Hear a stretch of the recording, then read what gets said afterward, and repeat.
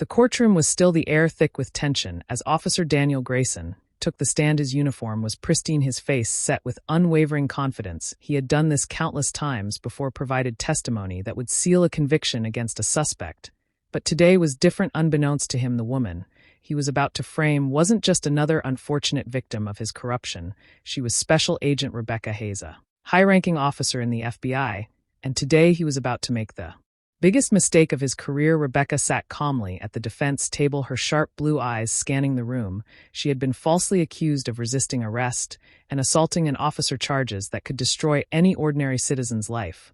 But she was far from ordinary. Rather than revealing her true identity from the start, she chose to let Grayson weave his web of deceit, knowing that the truth would unravel him in the most spectacular fashion. Where are you watching this today? Let us know in the comments below. Grayson cleared his throat, shifting slightly in his chair. On the night in question, he began, voice steady. The defendant was acting erratically. She refused to comply with my orders and attempted to flee. When I tried to restrain her, she struck me in the chest. He paused for dramatic effect. I had no choice but to use force to subdue her. The prosecution nodded approvingly, while the judge remained neutral, his gaze impassive but thoughtful. The tension in the courtroom was thick, almost suffocating, yet Rebecca's attorney, James Holloway, remained composed. He exhaled slowly, folding his hands in front of him, as though savoring the moment before the inevitable unraveling of deception. His years of experience in high-profile cases had taught him the importance of patience, of waiting for just the right moment to expose the truth. He subtly glanced at Becca, who remained poised, her piercing blue eyes locked on Grayson. She was not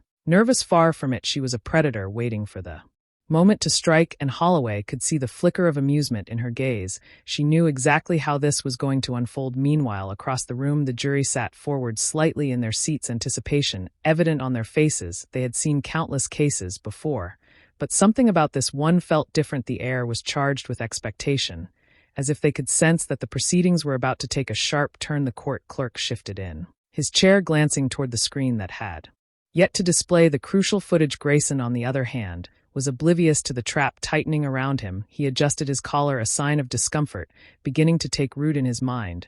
He had walked into this courtroom with unshakable confidence, believing he had complete control over the narrative, but he had no idea just how wrong he was. Holloway finally spoke, his voice measured, but carrying the weight of a man who knew he held all the cards. Your Honor, the defense would like to present irrefutable evidence that will change the course of this trial.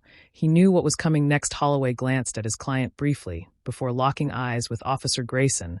There was no hostility in his gaze, only the quiet confidence of a man who had all the pieces he needed. He let the silence stretch just long enough to unsettle the witness before speaking. Officer Grayson, Holloway finally said, his voice steady, can you confirm the exact location where this alleged attack took place? His tone was calm, yet it carried an unmistakable sharpness, a warning that the answer mattered more than Grayson realized. Of course, Grayson replied confidently, outside the downtown cafe on 5th Street around 9:30 p.m. Interesting. Holloway gestured toward the court clerk, who turned on a monitor, because we have surveillance footage from that location. At that exact time, the screen flickered to life, showing crystal clear footage of the incident. The entire courtroom leaned forward. The video depicted Rebecca walking calmly out of the CA when Grayson aggressively approached her, shoving her against a car and forcefully restraining her. There was no sign of erratic behavior, no resistance, no assault. The murmurs in the courtroom grew louder. The judge Fr. Round Grayson stiffened his once confident demeanor,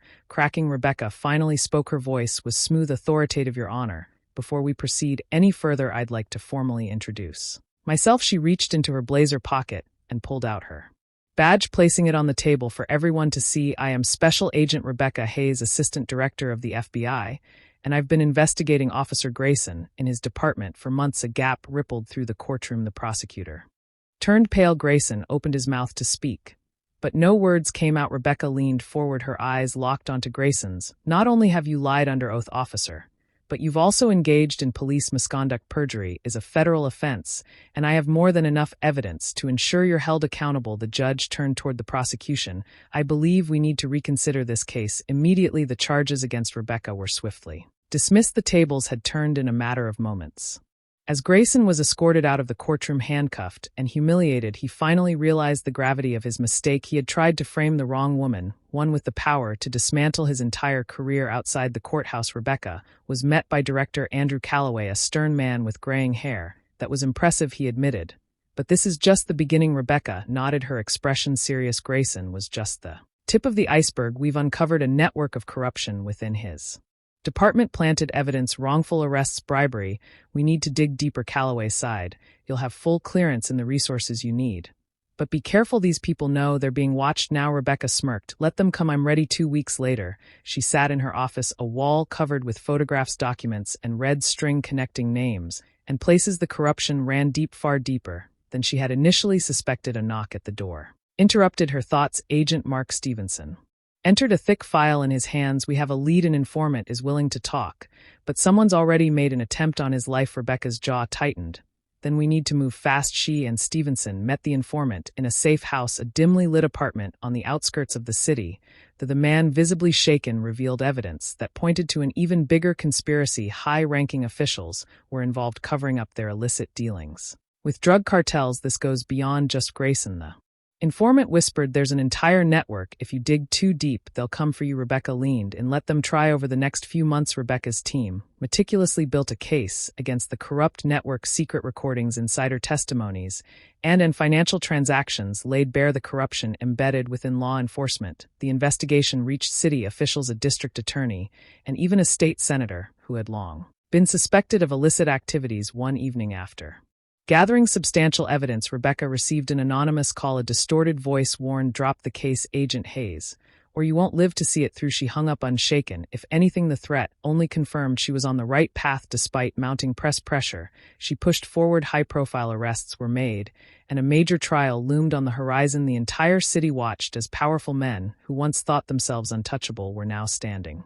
trial. The trial lasted for months, uncovering layers of corruption that shocked the nation. Rebecca found herself testifying, revealing the tangled web of deceit, power, and greed that had infiltrated the system. Every name she exposed brought her closer to a dangerous truth.